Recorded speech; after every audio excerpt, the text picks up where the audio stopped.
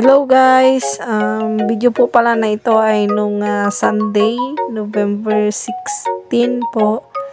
At kami po yung naka-schedule magluto. So, ayan. At hindi lang rin po ako magaling sumayaw, magaling din akong magluto. At habang busy po ako naghihiwa ng karne dyan. Ayan ang aking kasama. Sige, marites pa sa likod ko. Joke lang po yan.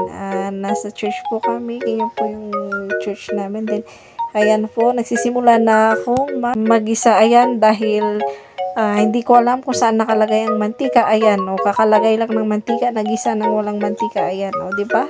Ganyan ng mga chef. Magagaling talaga. Diskarte lang ang kailangan. Ayan po at halukay na natin. Halukay ubi muna tayo dyan. Then, lagyan na natin ng paminta. Pampasarap po yan. Asin.